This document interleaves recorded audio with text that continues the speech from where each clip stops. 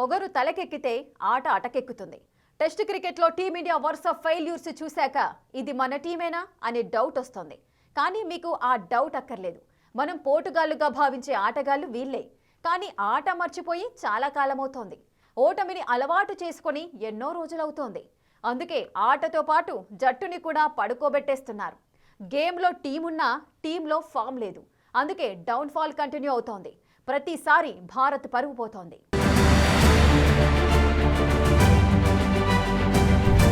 ఆడి ఆడి అలుపొస్తోంది కానీ గెలుపొస్తలేదు.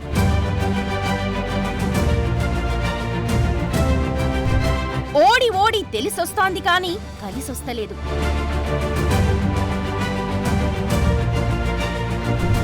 టెస్టుల్లో best team వేస్ట్గా మారుతోందా?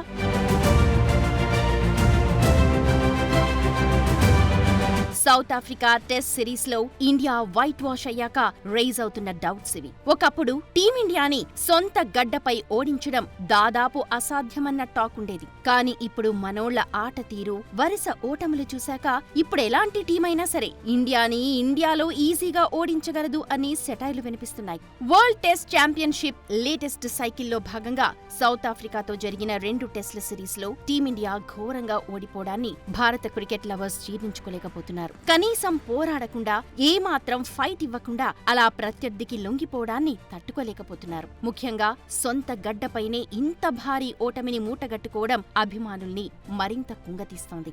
25 ఏళ్ల తర్వాత భారత గడ్డపై South Africa team test series గెలవడమే కాదు, వైట్ వాష్ చేసేసింది. అంటే ఇన్నేళ్ల పాటు సొంత గడ్డపై ఇండియా ఆట ఎలా ఉండేది, ఇప్పుడు ఎలా మారిపోయింది అని చెప్పడానికి ఈ 2 టెస్ట్ల సిరీస్ ఓ సింపుల్ ఎగ్జాంపుల్.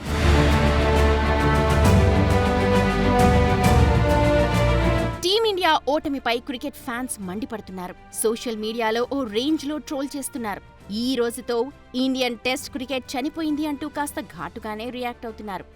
రోహిత్ శర్మ, విరాట్ కోహ్లీ, చటేశ్వర్ పుజారా, అశ్విన్ లాంటి ఆటగాళ్లు ఉన్నప్పుడు టీమిండియాకు సొంత గడ్డపై ఓటమి అనేది ఊహల్లోకి కూడా వచ్చేది కాదు. ఒకప్పుడు ఇండియా నేల మీద ఇండియాని ఓడించాలంటే ప్రత్యర్థి టీంలు వణికిపోయేవి. కానీ ఇప్పుడు పరిస్థితులు రివర్స్ అయ్యాయి. టెస్ట్లలో భారత జట్టు దారుణంగా ఓటములు మూటగట్టుకుంటోంది. గత ఏడాది న్యూజిలాండ్తోనూ స్వదేశంలో 3 మ్యాచ్ల టెస్ట్ సిరీస్లో భారత్ వైట్ వాష్ అయింది. ఇప్పుడు సౌత్ ఆఫ్రికాతో జరిగిన తొలి టెస్ట్లో 30 పరుగుల తేడాతో ఓడిన టీమిండియా రెండో టెస్ట్లో మరీ దారుణంగా 408 పరుగుల తేడాతో చిత్తుగా ఓడింది. అంతకుముందు ఇండియాలో జరిగిన టెస్ట్ సిరీస్లో బంగ్లాదేశ్, వెస్టిండీస్లను క్లీన్ స్వీప్ చేసిన టీమిండియా ఇంగ్లాండ్లో 5 టెస్ట్ల సిరీస్ను 2-2తో డ్రా చేసింది. అంతకంటే ముందు ఆస్ట్రేలియా టూర్లో 3-1 తేడాతో బార్డర్ గవాస్కర్ ట్రోఫీని కోల్పోయింది. 10 ఏళ్ల తర్వాత తొలిసారి ఈ ట్రోఫీని చేజార్చుకుంది.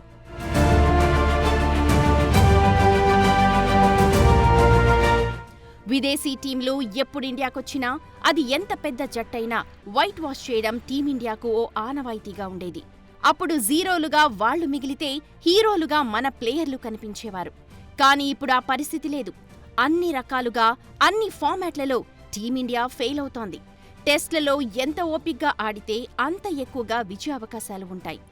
ఎన్నో ఏళ్లుగా టీమిండియా బలం కూడా ఇదే. ఓపిగ్గానే ఆడారు, మ్యాచ్లు గెలిచారు. టీ20ల వల్లో, టీంలో కొత్త రక్తం వల్లో తెలియదు కానీ మనోళ్లకు ఓపిక లేకుండా పోయింది అన్న టాక్ వినిపిస్తోంది. క్రీజ్లోకి రాగానే డ్రెస్సింగ్ రూంలో ఏదో మర్చిపోయి వచ్చినట్లుగా వెంటనే భారీ షాట్లకు వెళ్లడం, అవుట్ అవడం ఎక్కువగా కనిపిస్తోంది. టెస్ట్లలోనూ అగ్రెసివ్గా ఆడాలి అన్న ప్రిన్సిపల్ ఏమాత్రం పనిచేయకపోగా చేజేతులా వికెట్లు పోగొట్టుకుంటూ మ్యాచ్లు సమర్పించుకుంటున్నారు.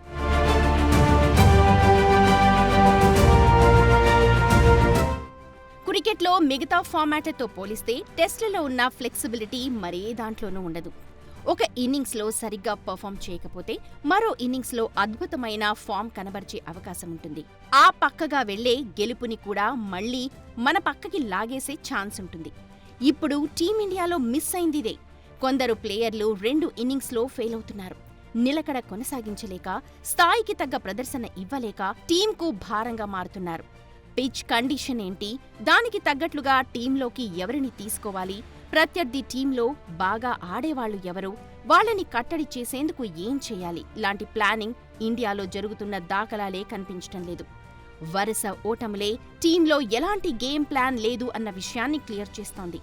ఈ బాధ్యత కోచ్, కెప్టెన్దే.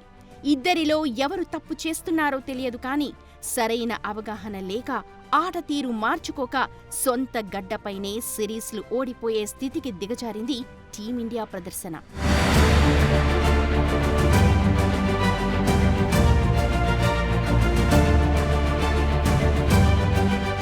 టెస్టుల్లో బెస్ట్ టీమ్గా ఉన్న భారత జట్టుకు ఈ పరిస్థితి రావడానికి అసలు రీజన్ ఏంటి? టీమిండియాకు హెడ్ కోచ్ గౌతమ్ గంభీరే సమస్యగా మారాడా? ఏడాదిలో 2 టెస్ట్ సిరీస్లు వైట్ వాష్ కావడాన్ని ఎలా చూడాలి? పైగా టీంలో ఇప్పుడు రోహిత్, కోహ్లీ కూడా లేరు. మరి ఈ ఓటమికి బాధ్యులెవరు? టీమిండియాకు కొత్త కోచ్ని ఎంపిక చేసే టైం వచ్చిందా?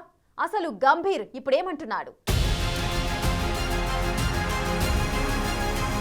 ఒకప్పుడు ప్రపంచ టెస్ట్ క్రికెట్లో తిరుగులేని శక్తిగా ఓ వెలుగు వెలిగింది టీమిండియా. కానీ ఇప్పుడు టీం పరిస్థితి అభిమానులను ఆందోళనకు గురిచేస్తోంది. ఏడాది కాలంలో 2 ముఖ్యమైన టెస్ట్ సిరీస్ల్లో వైట్ వాష్ అవ్వటం టీమిండియా కెపాసిటీ మీదే ప్రశ్నలు లేవనెత్తుతోంది. ముఖ్యంగా రోహిత్, కోహ్లీ లాంటి సీనియర్ ప్లేయర్లు టీంలో లేని టైంలో వచ్చిన ఈ ఓటములు జట్టు భవిష్యత్పై కొత్త చర్చకు దారితీశాయి. భారత జట్టు ఘోర వైఫల్యానికి హెడ్ కోచ్ గౌతమ్ గంభీరే మెయిన్ రీజన్ అని టీమిండియా ఫ్యాన్స్ నిందిస్తున్నారు.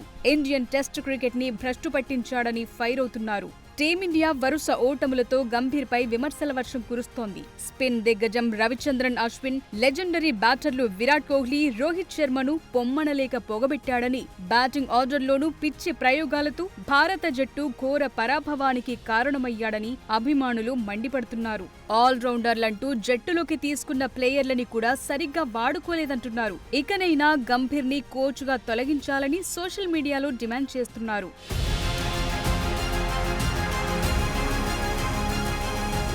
తొలి దెబ్బకు మారకపోయినా రెండో దెబ్బకైనా మారాలి. న్యూజిలాండ్తో వైట్ వాష్ అయ్యాక టీంలో, గేమ్లోనూ చేంజ్ కనిపించాలి. కానీ సౌత్ ఆఫ్రికాతో టెస్ట్ సిరీస్ చూశాక హబ్బే అలాంటిదేమీ లేదని తేలిపోయింది. కోచ్గా గంభీర్ టెస్ట్ ట్రాక్ రికార్డ్ పరిశీలిస్తే టీమిండియా ఎక్కడికి పడిపోయిందో అర్థమవుతుంది. గంభీర్ కోచ్గా భారత్ 19 టెస్టులాడితే కేవలం 7 మాత్రమే గెలిచింది. 10 మ్యాచ్ల్లో ఓటమి పాలయ్యింది.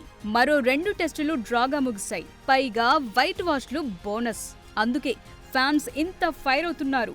సౌత్ ఆఫ్రికా వైట్ వాష్ తర్వాత గంభీర్ వెంటనే రియాక్ట్ అయ్యాడు. తన విషయంలో బీసీసీఐ నిర్ణయం తీసుకుంటుందని చెప్పాడు. టీమిండియా కంటే తానే ముఖ్యం కాదన్నాడు.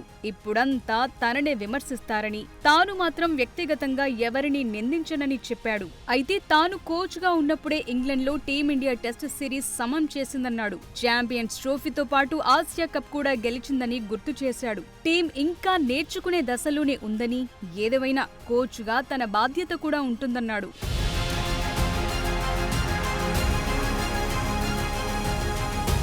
గంభీర్ కోచింగ్ వైట్ బాల్ క్రికెట్లో అద్భుతమైన విజయాలు నమోదు చేసినప్పటికీ టెస్ట్ ఫార్మాట్లో మాత్రం అనేక సవాళ్లు ఎదురవుతున్నాయి. గంభీర్ కోచ్గా ఇప్పటి వరకు ఆడిన టెస్ట్ సిరీస్లో కేవలం 33% మాత్రమే గెలుపు అవకాశాలున్నాయి. పైగా గంభీర్ ఫెయిల్యూర్కు క్లారిటీ లేని సెలక్షన్లు, అవసరానికి మించిన వ్యూహాలు, జట్టు కూర్పు, కీలక ఆటగాళ్ల ఎంపికపై అనేక విమర్శలున్నాయి. కోచ్గా గంభీర్ యువ ఆటగాళ్లకు మద్దతుగా నిలుస్తూ వారికి అనుభవం లేదని, టైం ఇవ్వాలని చెప్తున్నారు. ఇంగ్లాండ్ సిరీస్ ని డ్రాగా ముగించిన స్వదేశంలో వైట్ వాష్ కి గురవటం గంభీర్ కోచింగ్ పై అనేక అనుమానాలను పెంచింది. అయితే టెస్టుల్లో టీమిండియా వైఫల్యాలకు గంభీర్ ఒక్కడినే కార్నర్ చేయటం కరెక్ట్ కాదనే వాదన కూడా వినిపిస్తోంది. టీంలో అంతర్గతంగా వ్యూహాత్మక లోపాలు కూడా కారణమనే చర్చ జరుగుతోంది. బ్యాటర్లు క్రీజ్లో నిలకడగా ఉండలేకపోతున్నారు. లోయర్ ఆర్డర్ కూడా తరచుగా ఫెయిల్ అవుతోంది. ఈ మధ్య కాలంలో జరిగిన ఏ సిరీస్ చూసుకున్నా సరైన ఓపెనింగ్ లభించటం లేదు. కెప్టెన్ గిల్ గాయం కారణంగా అందుబాటులో లేకపోవటం, ఓపెనర్లు నిలకడగా రాణించకపోవటం టీంపై ప్రెషర్ పెంచుతోంది. ఇక స్వదేశంలో మంచి స్పిన్ పిచ్లను తయారు చేయించుకుని అదే స్పిన్ ని ఆడటంలో భారత బ్యాటర్లు తడబడుతున్నారు. సొంత గడ్డపై మ్యాచ్లు గెలిచేందుకు స్పిన్నర్లతో బరిలోకి దిగుతున్నా బ్యాటింగ్ లో దెబ్బతినటం వ్యూహాత్మక వైఫల్యంగా కనిపిస్తోంది. పేలవమైన ఫీల్డింగ్ కూడా మ్యాచ్లు జారిపోయేలా చేస్తోంది. ముఖ్యంగా రోహిత్, కోహ్లీ లాంటి సీనియర్లు మ్యాచ్ విన్నర్ల అనుభవం, ప్రెషర్లోనూ క్రీజ్లో నిలబడగలిగే సామర్థ్యం లేకపోవటం కుర్రాళ్లకు బిగ్ లాస్. మిడిల్ ఆర్డర్ ని సెట్ చేయటంలోనూ ఇబ్బందులున్నాయి.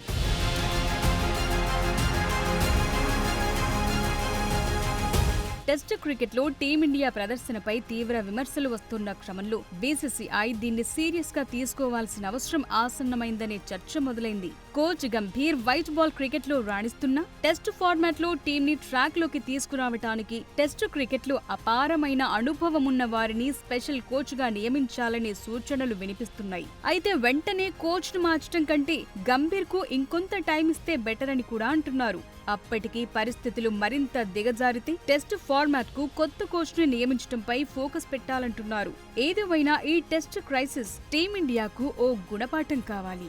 జట్టులో లోపాలను సరిదిద్దుకుని మళ్లీ టెస్టుల్లో నంబర్ 1 గా ఎదిగి ఇప్పుడొస్తున్న అన్ని విమర్శలకు చెక్ పెట్టాల్సిన అవసరం ఉంది.